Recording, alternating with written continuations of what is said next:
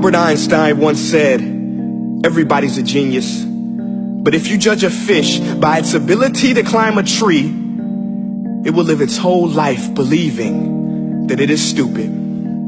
Ladies and gentlemen of the jury, today on trial we have modern day schooling. Glad you could come. Not only does he make fish climb trees, but also makes them climb down and do a 10-mile run. Tell me, school, are you proud of the things you've done? Turning millions of people into robots, do you find that fun? Do you realize how many kids relate to that fish swimming upstream in class, never finding their gifts, thinking they are stupid, believing they are useless? Well, the time has come, no more excuses. I call school to the stand and accuse him of killing creativity, individuality, and being intellectually abusive. He's an ancient institution that has outlived his usage. So, Your Honor, this concludes my opening statement, and if I may present the evidence of my case, I will prove it. Proceed. Exhibit A. Here's a modern day phone. Recognize it? Here's a phone from 150 years ago. Big difference, right? Stay with me. Here's a car from today, and here's a car from 150 years ago. Big difference, right? Well, get this. Here's a classroom of today, and here's a class we used 150 years ago. Now, ain't that a shame? In literally more than a century, nothing has changed. Yet you claim to prepare students for the future?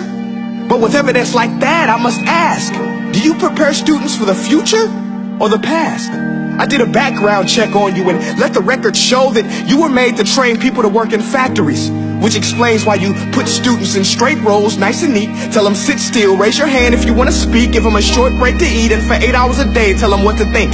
Oh, and make them compete to get an A letter which determines product quality, hence grade A of meat. I get it. Back then, times were different. We all have a past. I myself am no Gandhi.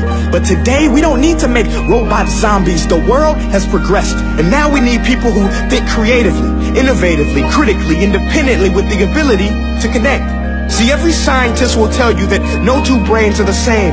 And every parent with 2 or more children will confirm that claim.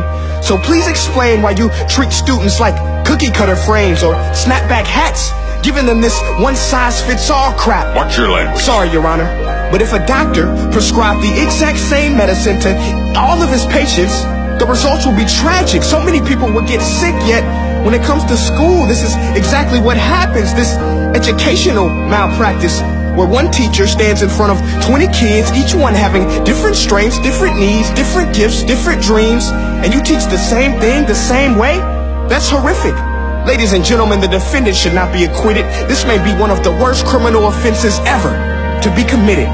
And let's mention the way you treat your employees. Objection. Overruled. I want to hear this. It's a shame. I mean, teachers have the most important job on the planet, yet they're underpaid? No wonder so many students are short-changed. Let's be honest.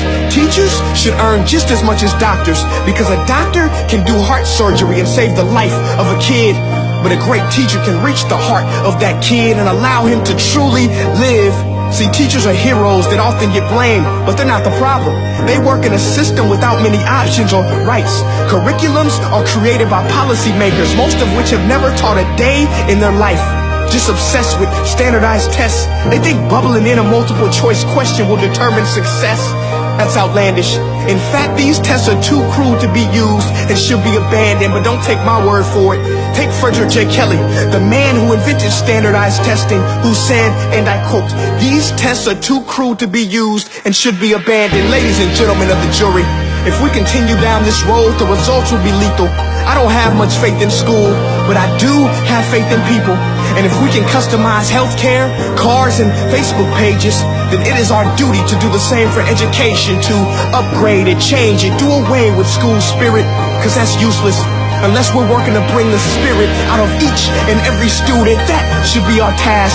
No more Common Core. Instead, let's reach the core of every heart in every class. Sure, math is important, but no more than art or dance. Let's give every gift an equal chance. I know this sounds like a dream, but countries like Finland are doing impressive things. They have shorter school days. Teachers make a decent wage. Homework is non-existent, and they focus on collaboration instead of competition. But here's the kicker, boys and girls. Their educational system outperforms every other country in the world. Other places like Singapore are succeeding rapidly. Schools like Montessori, programs like Khan Academy. There is no single solution, but let's get moving. Because while students may be 20% of our population, they are 100% of our future. So let's attend to their dreams, and there's no telling what we can achieve.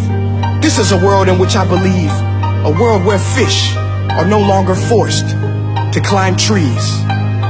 I'll rest my case.